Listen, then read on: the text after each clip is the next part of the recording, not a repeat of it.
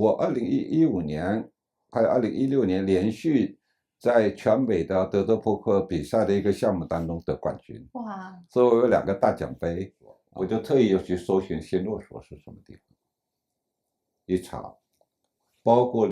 总理李鹏在内的一个高级住宅区，106号坦克那个二炮手啊叫吴彦辉哈，因为我过去透露过，我后来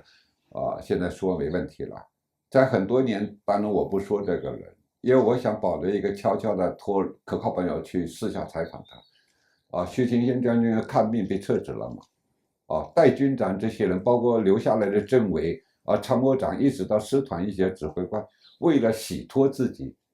要像比其他的建部队要表现得更好嘛，杀人要更狠嘛。一场政治运动，灾难性的运动，不仅得有受害者记录，一定有加害者的记录。只有有这个加害者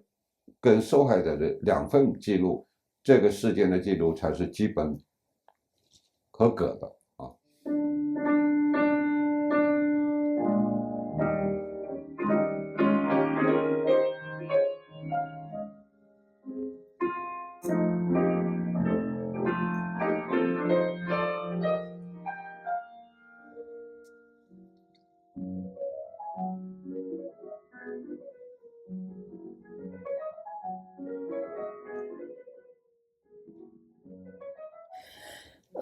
然后就要问您一个，我一直想问，当然您书里也讲过，您现在再具体讲一下，就是刚才您反复说到的，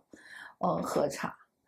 不断的核实，不断的收集信息，收集证据，但这个是非常非常难的，因为可能现在很多年轻人不知道，已经想当然的认为随便我们搜索一下，在互联网上Google 一下什么，你们当时是没有任何信息的，所以您这么多年，您给我专门讲一讲，就是您这个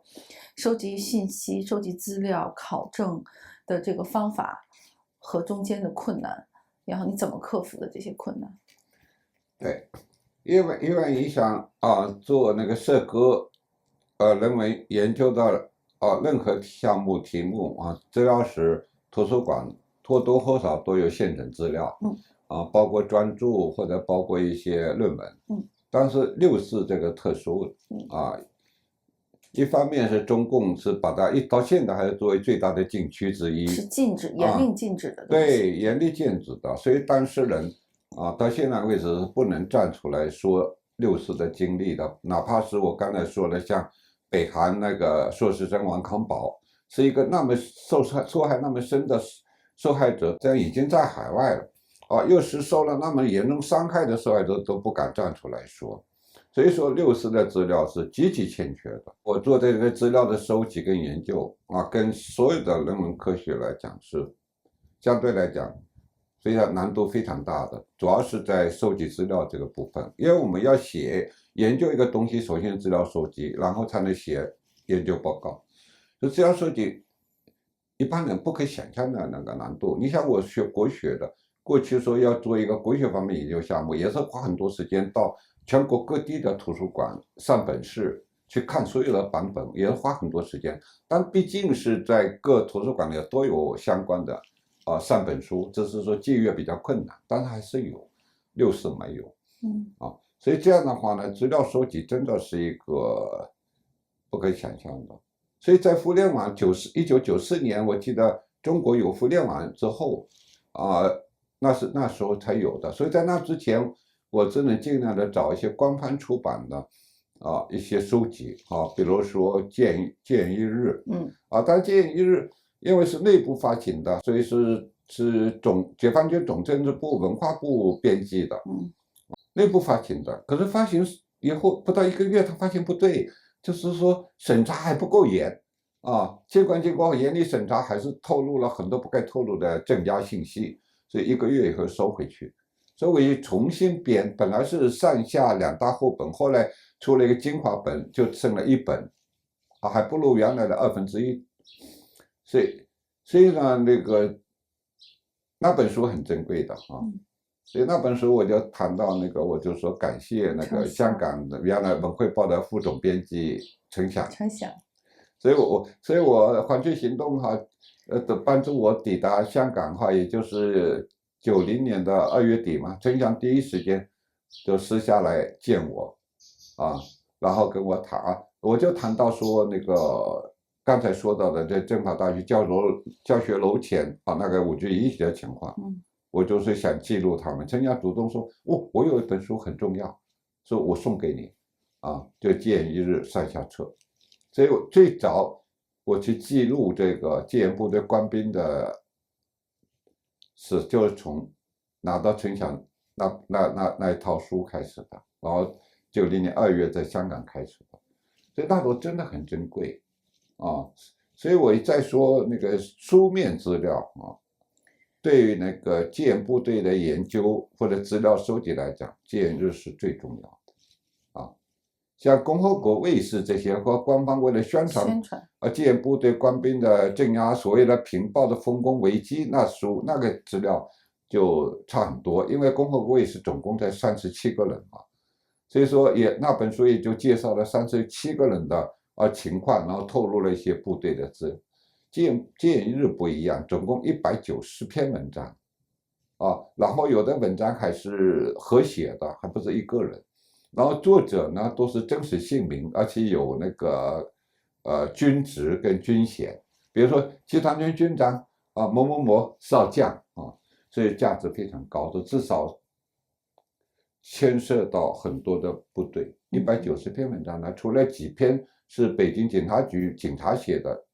至少有180篇左右是戒严部队官兵写的。所以说这样那本书对我来讲非常重要，就是说是初步的开始工作，然后呢，最后破解说14个陆军集团军参加6·4镇压，也是这本书的主要的基础。因为我把这本书里头所有的官兵，包括作者，我花了很多时间一一的去查证。怎么查证的？就是这查证还是真的是在1994年中国有了互联网以后，对。说网络查证，因为你想现成的书的资料你找不到。对呀，我就在，因为我们也是做调查记者出身的，这个我就反复，我就问什么一定要当面问您这个方法论的问题，对，太难了。有几种方式吧，对吧？要不然首先是基本的信息，这个。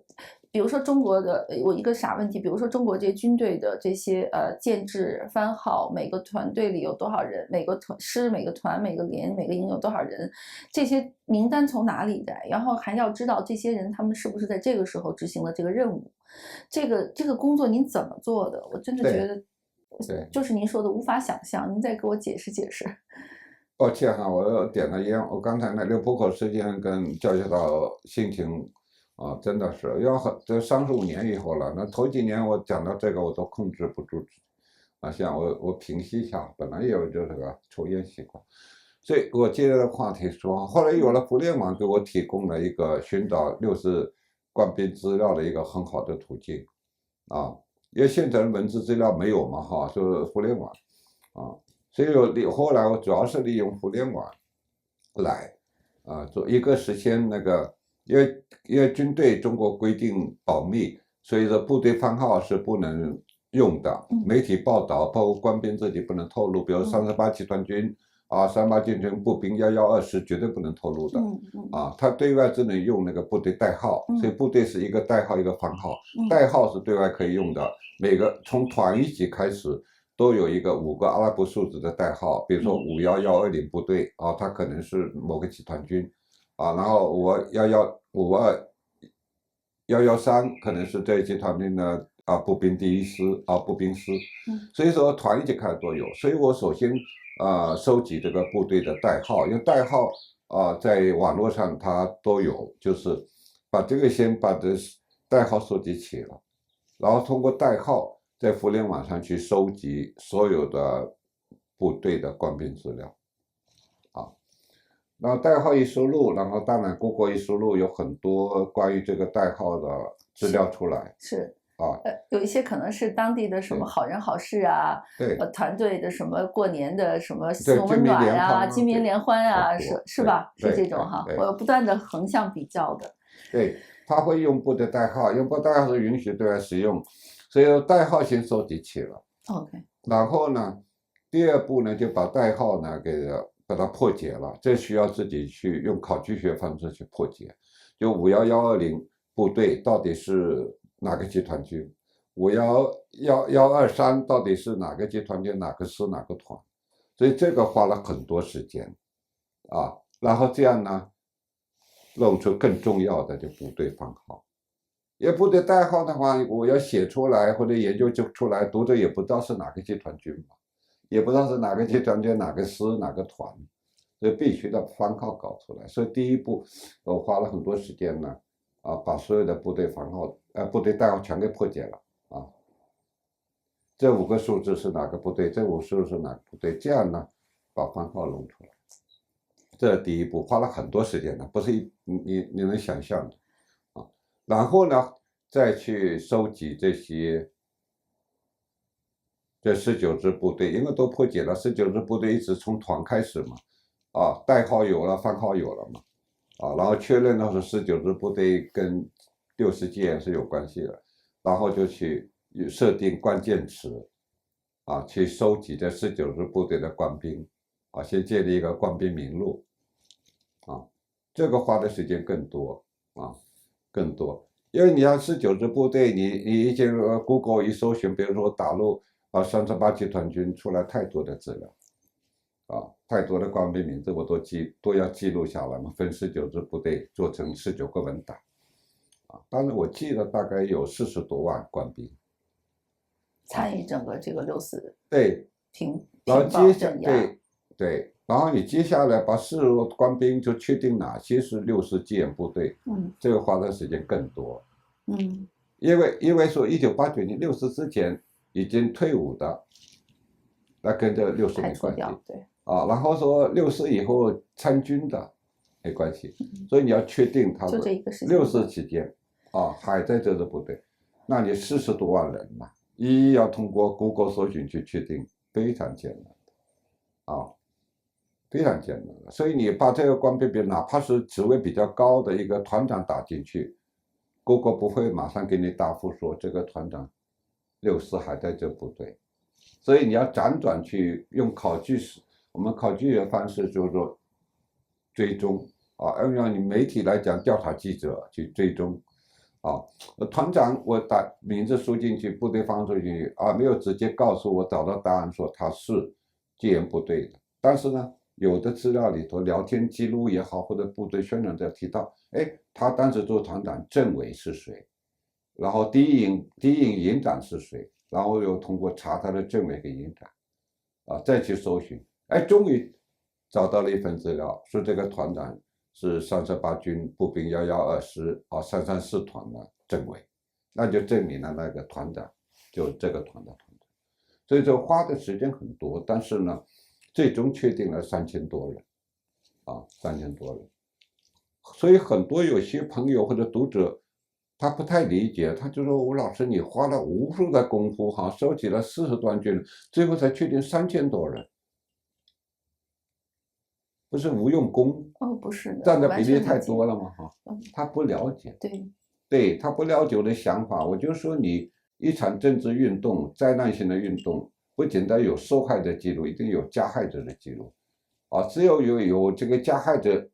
跟受害者的2份记录，这个事件的记录才是基本合格的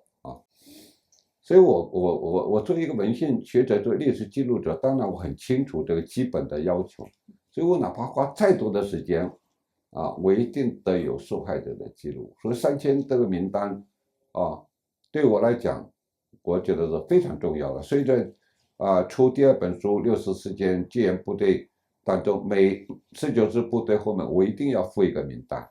你读者觉得说这名单就是一些名单嘛，什么军衔、什么职位，然后离开部队以后在什么机构工作，他们觉得很枯燥好像没有意义、没有价值。但对我来讲，我一定要把它附在最后部分。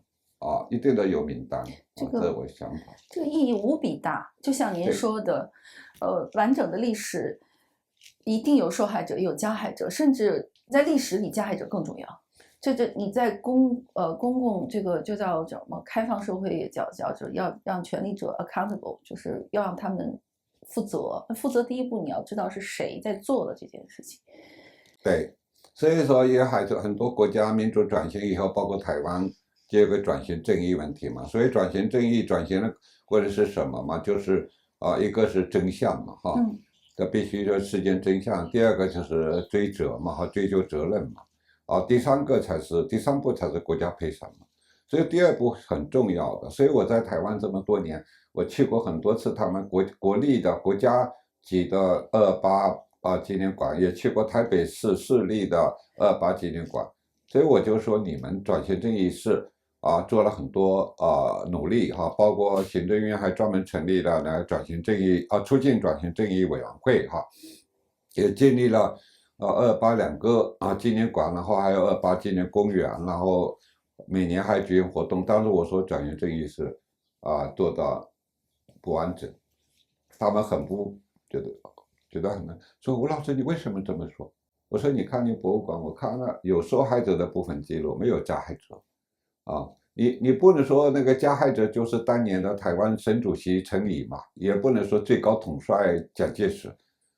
在台湾我说把各县市具体指挥的军警负责人应该记录在然后说那个杀人比较狠的那些官兵你必须记录比如说我说在那个市立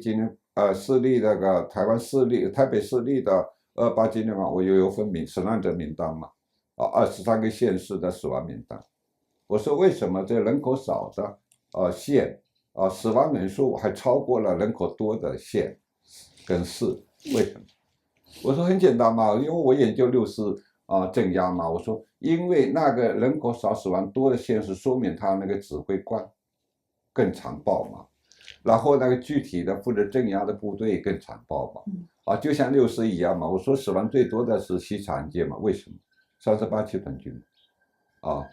因为他的军长被撤职了徐勤先将军看病被撤职了嘛。代军长这些人，包括留下来的政委参谋长，一直到师团一些指挥官，为了洗脱自己，要像比其他的纪念部队要表现得更好嘛，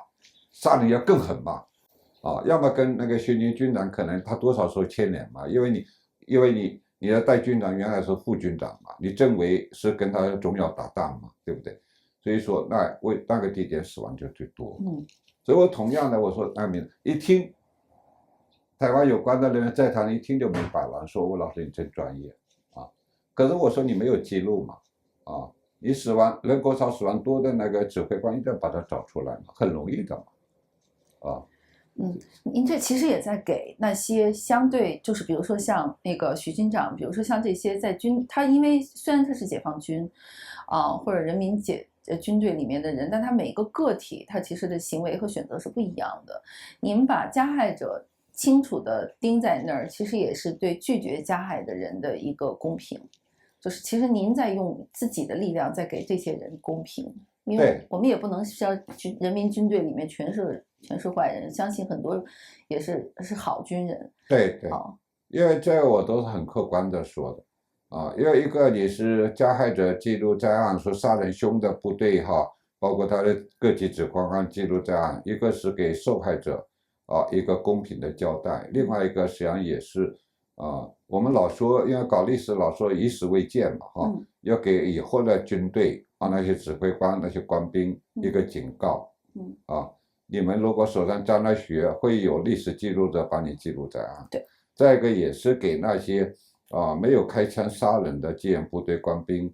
一个肯定。所以我很客观的说，我说进京的纪念部队19支部队总共20多万如果都像38集团军那样杀人的话，那死亡的人不是几千人几万人都打不住因为当天镇压开始的当天晚上，至少有100万以上的各界民众在拦阻纪念部队，为了保护天安门关南学生。对所以那死亡不是说就几千人了，而且主要是西长安街嘛所以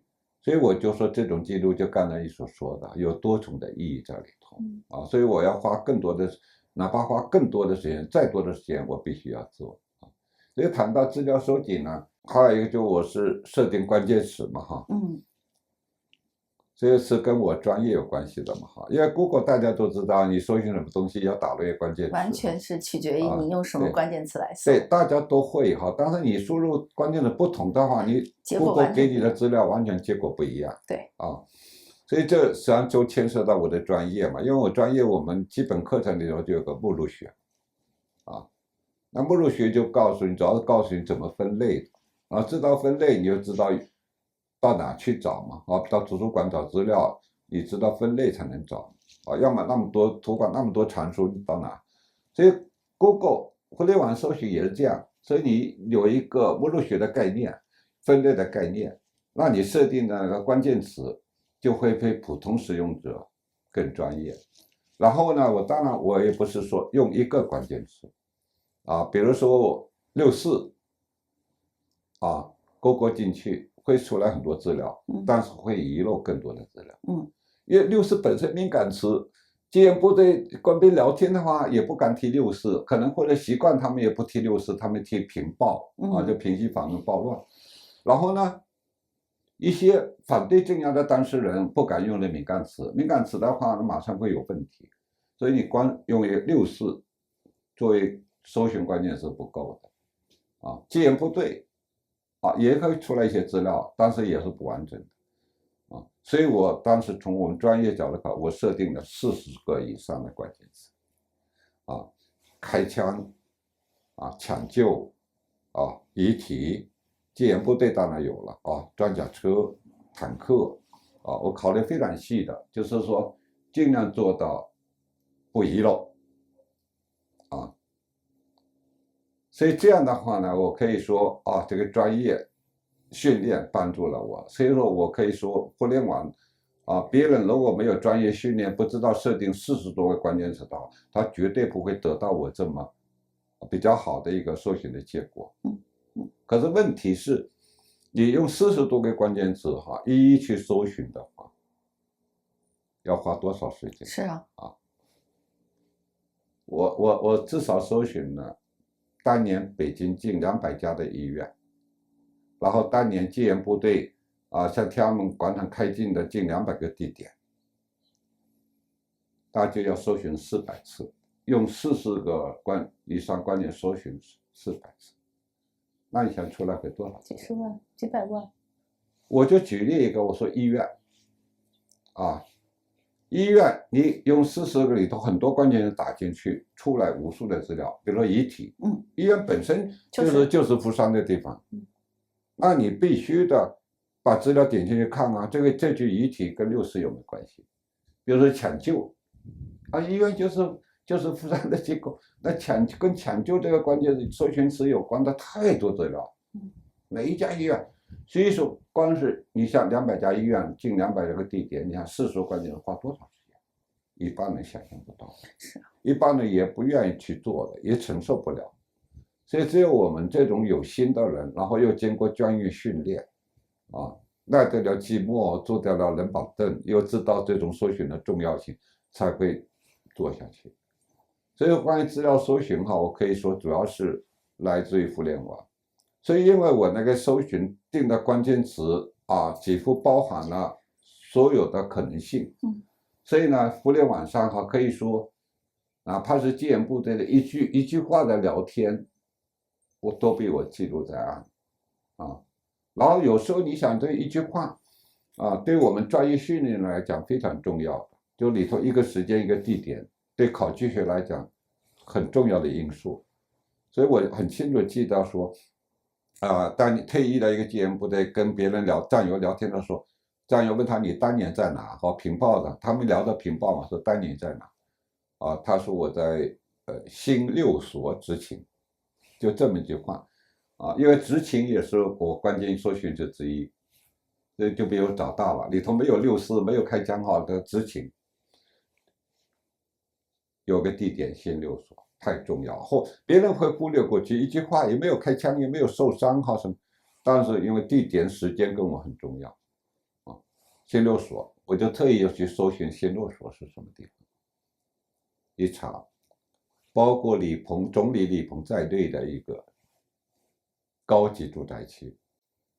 难吃。因为19年中共建政之前，省部级以上的人把北京原有的那些王府对全分光了嘛。对，所以后来提拔的国家领导人没有王府可分了，所以只能盖高级的地方。大家都知道说木樨地那个22号楼是部长楼，但是更重要的是新六所。李鹏总理都在那里，包括国家的领导人，每人都是独栋的那个楼跟院子，对外叫新六所，很重要。一个让我知道了，李鹏住在那；一个是让我知道说，在开枪之前，戒严部队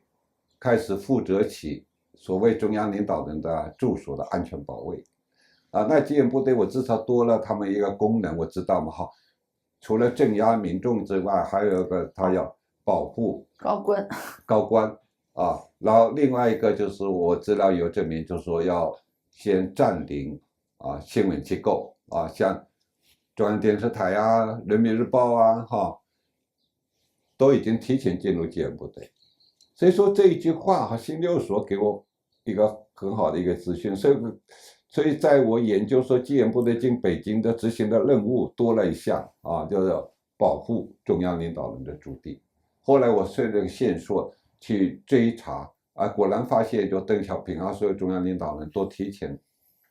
派戒严部队保护，包括中南海。中南海原来保护部队只有中央警卫团，但是呢，戒严部队进北京首先也是有一部兵力进入中南海。所以说这个资料搜寻就是专业化，然后设定很专业的关键词，然后不会遗漏，这么一句话都不会遗漏您这中间有没有您比如说被您锁定的一些人，他们用各种方式找到您，说你把我说错了，你给我写错了，但实际的情况是什么样的？这么漫长的这20-30年中间有没有这样的情况？说实话，我倒希望说被我记录在案的3000多戒严部队官兵能够通过渠道联络我说，吴先生你记录错了我不在这个名单里头。这从我们文学学者角度来讲我们应该要随时纠错的嘛。刊物我们很担心说记录错误嘛。你找我倒真的很欢迎，可是可能64这个比较特殊的情况，或者是我的记录还算比较准确这么多年过去还真没有说戒严官兵部队找上门来。一个也没有。对，一个都没有。包括那个106号坦克那个二炮手叫吴彦辉因为我过去透露过，我后来现在说没问题了。在很多年，当然我不说这个人，因为我想保留一个悄悄的托可靠朋友去私下采访他，想知道那个坦克的车长是谁，驾驶员是谁，知道吗？后来因为有一次在推特上有网友一直追问这个人，我就控制不住情绪，我就说了，他们一看吴先生的记录，吴老师记录里头有他的手机号码，还真有网友第一时间打手机给他，接通了。网友问说：“你是吴彦辉吗？是那个是河北那个老百钢集团推销员吴彦辉吗？”他说：“我是那说请问你是当年是那个坦克第一师第一团第一营第一连第一排102号坦克的二炮手吗？”他说是然后两个问题一确认，队友就开始骂他刽子手什么杀人犯有没有骂他？你当时有没有杀过人？有没有就是骂他？有没有直接问他这个问题？那个队友只是后来也是我们还在谈这个人嘛，他就当时把通话记录又发到推特上了，说我给他打过电话了怎么样后来队友再打电话，吴彦辉不接了。他开始以为是战友，老战友找他来嘛，先确认他身份确认以后，然后会说我也是坦克第一师的后来才发现是骂他来的。哎呀，应该是多问几个问题再骂，怎么控制不住情绪？所以后来我就说，我本来就不想公布，所以找机会对他做一个口述历史，保证对呀，我不会透露我最想知道就是车长跟驾驶员。对呀这样子，所以现在我说，反正已经透，那次没控制住自己说了，那就没办法了所以我就谈到这个，说这记录还是真实的。你看很多年过去因为推销员他轻易不会改手机号码嘛，也要保持跟客户的联络，哦，所以还是当时就打通了啊。哎呦，当时我就想，反正我说透露了就那个，所以呢，倒是没有说别的戒严部队被我记录在案了，说找我，我倒希望我找我。然后相应的关于资料收集，我刚才说了是这对，但是读者哈，很多人还是以为说，哎，吴老师你肯定是有戒严部队的人，军办给你提供资料。我也想问你这个问题，对呀，有没有要么私下给你想，你提供资料？对呀，所以要么你那个对戒严部队怎么记录那么清楚哈，19支部队，然后每支部队那个从集团军军长到团长甚至到士兵都有部分的记录。一般人都会这么想啊，其实没有啊，其实没有。如果能够拿到这些戒严部队自己的记录的话，那太珍贵了，而且会缩短我的收集资料的时间嘛可是真没有像各个这19支部队事后，我因为进入他们的聊天室啊，他们退役军人建立的网站啊，所以说有很多是知道每支部队事后按照部队的规定都有一个评报的报告，也像部队出任务一样嘛每次回来有个很完整的报告。当然我拿不到，如果拿到的话，那当然好。所以只有2支部队在网络上可能被他们这2支内部人透露出来的部分章节的资料，一个38集团军，一个27集团军，所以那资料很珍贵，因为时间、地点、人物都确认。因为我刚才讲就是说实际上我拿不到那个戒严部队内部的总结报告那个要能拿到是非常重要的对我来讲这么多年只有一个人给我提供一本书是关于中国人民解放军英模人物一个传记提供这么一本书，里头有一部分就是关于那个60戒严部队的共和国卫士37个共和国卫士的记录。后来他是用匿名的方式邮件发给我的但是我看了那资料以后，我就知道，我就确定这个人是位军人，而且职位不低。一是这本书是内部资料一般人拿不到的，是军方的内部资料。第二个呢，很有意思的是细节是，他只有在60戒严部队的共和国卫士这部分，他没有抹掉那个部队的番号。其他的各个时间，比如说抗美援朝时期对于79年对于那个作战时期那些资料他把部队番号都给他抹掉了，所以我就知道他是有个保密意识的军人所以只有提供了这么一个，当然我是很感谢他，因为他是知道我的需要，所以那部分的部队番号尽管他有保密意识，他还是都给特意留的。所以唯一拿到关于资料来源就拿过这么一本书，所以他匿名的我也没法感谢他，但是实际上内心里头我是感谢他的，因为一下子把这个37个共和国卫士所在的部队番号等于都很清楚很明朗。所以网络上本来我收集到37个共和国卫士当然都收到了包括共和国卫士中国官方出的那本书，但是里头没有部队番号再一个呢网络上收集到37个共和国卫士的话呢也有遗憾的地方细节比较少，但是这个内部资料细节就比较多了所以说还是感谢这位提供者还有一个问题比如说我们都知道的，因为就算当时有的信息很多在很多网站消失了，很多信息审查了，还有这个数据库它不断的自我更新，我都知道，因为我们也做记者，也是要不停的搜索资料，横向比较，经常会这个网页去年还在，今年就找不到了，所以这个不断的去跟审查做斗争，然后还要不断的去更新这个信息，这个过程中间，有多难？您再给我讲讲。您老是把困难放得非常轻，但我们有知道有多难。对，你说的对的，因为互联网的审查包括一些题材的敏感，所以造成很多网站它会消失。对我来讲，我就是说一些聊天记录他网站的管理者版主他会及时把它删除，所以说造成我就说，哎，我一直在追踪嘛退役军人的这个网站跟聊天记录，特别是聊天，我一发现这个牵涉到64。很多论坛您说的聊天记录因为大家现在想的聊天记录是微信群，其实您那个时候在找的可能是很多论坛BBS 这些小的这些群。对，那时候还没有微信，也没有微博，幸亏没有。对，所以主要是退役军人建立的他们的退役军人的网站，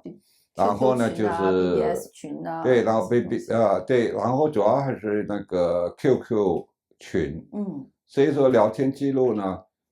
很容易会消失的，因为一个是可能容量的问题，还有更重要的可能就是版主管理者敏感，他一看你聊到64了，可能随时把你删掉。所以在追踪过程中，一旦碰到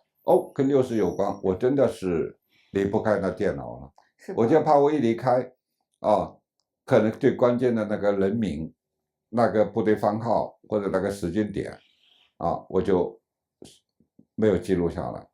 所以那一段时间说真的，我是除了那个很困了睡一会，吃饭我都很简单的微波炉热一下，然后坐在电脑前面吃所以就怕消失。后来过了很多年，我去再找那个重要的一些网站就没有了，是吧？对，比如说我记得很印象深刻，就是28集团军退役军人建立一个网站，就战友网站。就从那里头我就得到很多的资料，因为28集团军跟38集团军是有特点的在戒严部队19部队，28集团就是那个军一级的领导人集体的消极抗命，所以就造成呢，对官方来讲表现是最差最恶劣的一支部队就是后来我们很多看到在西长街上很多装甲车军车弃车而走的那些军人，逼烧嘛，就是他们28集团军一个整体的领导人集体消极抗命，然后就撤走了嘛。所以后来粉红也是利用这个说暴徒烧军车什么，看他不知道时间点也不知道原因。所以28集团军的网站呢，我就经常去追踪，所以得到很多有用的信息特别是收到2张照片一张是28集团军当时的军长何彦兰少将一张是那个当时28集团军的政治委员，就是张明春少将。这是过去我收的几千张照片里都没有的，因为这2个带头消极抗命最重要的嘛。哇，我收到照片，而且是在北京60戒严期间的照片很珍贵，所以一般人是查不到收不到的互联网上。所以呢就是说这些一旦遇到特别是聊天，因为很多退伍军人网站里头有一个专门栏目就战友重逢所以呢他们就会在这个栏目里聊天那一旦我发现说我聊到64我就离不开了。还有 QQ 群QQ 群也很有意思的他们战友那个 QQ 群它有2个基本条件你才能加入进入一个就是说你的那个说出你当时在这个部队的职位具体番号。第二个呢，你得说出当年的2个战友的名字这对我来讲太容易了，我已经掌握了19部队的很多名单嘛随便报2个很容易您就可以随手那我就可以混进去听了嘛，对不对？所以就听。我通常不说话，因为说话你容易被暴露嘛因为很多当年的战友在里头直到关键的时候我会插一句话，比如说聊到这支部队一个团长或者一个师长比较关键的一个领导人。如果记录下来，我通过他在互联网搜寻，可能发现更多的，我就忍不住我会插一句，我说当年的团长，我记得是叫某某某哎，瞎编的。当场有战友就指正我说你记忆力怎么这么差呀？当年的团长明明是叫某某某嘛，正确的出来我赶快记下来。哎呦，所以偶尔会插一句，所以就刚才说的，你说就很多东西会被消失，所以就逼着我到关键的时候，我就一步都不能离开。而且您还有一个困难，就是您是在美国，对吧？所以永远都是十几个小时的这个黑白颠倒的时差。那您过的那个时候是个什么生活呀？对，那时候我真的是，颠倒日夜，所以说，特别是碰到这种聊天里头重要资料的时候，根本顾不了时间，没有时间概念，啊，就是一直到他们聊天结束才结束，然后你特别搜寻那个，比如说用40个关键词在搜寻某一家医院或某个地点的资料的时候，我不把这一家医院或者这个地点资料看完，我停不下来。为什么？你再搜寻一遍的话，又从头开始，那浪费太多时间，所以我一定要坚持把它看完。可是单单一家医院的话，40个关键词进去的话，要花很长的时间搜寻，所以我一定要告一个段落，我才能停下来去微波炉热一下剩饭剩菜吃一口饭，实在太饿，所以说真的是没有这个白天黑夜的感觉，而且没有这个时间的概念。包括我那个64人戒严部队那本书我是2019年5月份出版的，出版之前那2个月做最后的修订。我是在一个朋友办公室那个里屋小房间里头完成的，那个小房间是没有窗户的，等于是白天跟晚上一样，漆黑一片。所以说都是开着那个大灯坐的实在太饿了，热一口饭吃，实在太困了就休息一下，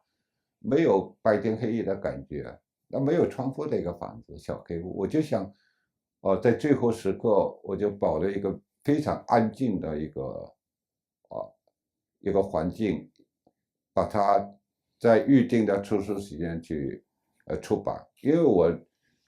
那个租的一个房子在朋友家后院嘛，他朋友也因为那个他把房子割成，本来是就2室1厅3年了，把它割成8个房间租出去。那8房间你想住了多少人啊？然后那当然是修改跟写作的环境是不太好的。所以我那第2本我特意后来选择那个朋友那个里面的那个小黑屋。哎呀，对，所以没有时间概念，没有白天黑夜概念，就是到了关键的时刻，真的没有。您这样不断的收集资料，不断的收集资料的，一共多少年？我开始说到嘛，我说开始的资料就是1990年2月底抵达香港，陈翔先生给我建一日的那书开始的，就开始，然后又到那个当时又到香港啊，在香港又到各书店、书报摊就是买了那个相关的跟89、60有关的书，包括那个89年5月份、6月份、7月份的那个杂志所以从那时候开始的。然后到了美国以后，因为我是有工作在做新闻自由导报主编嘛，然后工作挺忙的，但只能在下班以后晚上我就收集那些资料真正的全力的，就说是2005年，我就把新闻自由导报关掉了。我就一看一直到2005年，我说关于60屠杀的记录，关于戒严部的记录，没有那个这方面的书，只是一些个人的片段的文章的回忆对我这个文献学者来讲，我觉得这个情况非常不好，所以2005年以后，我是全职的在做这个书的写作，最后的写作资料我已经掌握差不多，对，所以2005年到07年2年我就出了第一本书，然后2007年到2009年又出了第2本救援部队的书。本来是计划是再过2年，2011年出第3本书，可是后来到了2011年，发现自己身体出了状况。什么问题？就是因为说长期接触特定的屠杀资料，再加上自己又见过那个血腥的场面，所以每次你见到那些六四资料在网络上收集过程当中见到的话，就是悲伤、痛苦、愤怒啊。当然，因为我说过，从小到大，因为自己崇尚那个侠义自己也拜师练武，所以意志是非常坚强的。可是因为这么多年一直接触特定的材料，慢慢的累积的伤害，到了2011年就爆发出来。就要准备出那第3本书之前，那个书所有的初稿都完成了，就是剩最后的修订没有完成。所以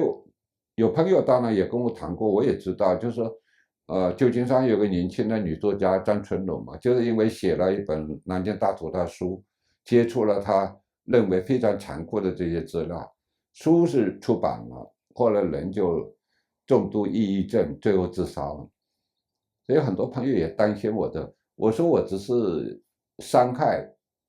累积出来了，所以后来想对第3本书就六四事件全程记录嘛，做最后的修订，进行不下去了。每次电脑一打开这书稿，就头脑一片空白，然后心脏觉得压力非常大，一个字都改不下去。多次以后，我就知道出问题了，所以只能停止。后来最后就是委托一个好朋友，我说实在做不了，你帮我不要做修订，你就说把整个文字给我校对一遍所以里头还是有点小问题的。那本书我知道，因为本来预想修订的没做。因为我刚才听您这么说，我也其实很担心，就是不光是现在听，其实多少年前，就从05、06年开始看到您的消息，那时候我还是年轻记者，所以我说您对89的整个这个回忆和记录，在我们当时看来，真的就是黑暗中的一道光，而且是一个师长的一个。在历史里的人，但是他在继续写这个历史，他在回忆历史，就是这种感受。那当时就在想象吴老师要怎么度过每天的生活。我包括自己做记者，都是做了几年，天天看这些苦难就受不了，就停下来，然后去干点别的，但是又回来做记者，又回来做媒体，所以我就非常知道您在说什么。可是还是要问您，就是那么多年你怎么去修复这个精神的创伤？这个是绝对的创伤。我们现在后来知道叫 PTSD， 或者就是说，具体的人需要给你抚慰，去给你消化开导的。你不会觉得您承担的太多了吗？我一直觉得怎么所有的事情都在你一个身上在做呢？是承担很多常人一般承担不了这是事实，就是所以有一些比较亲近的朋友他能知道我这么些年来一路走来是很艰难的个人承担了很多，所以一般外界的人他会比较简单认为说，主要是说付出的代价就是花了时间，然后呢又没挣到钱包括自费出版嘛，都没挣到钱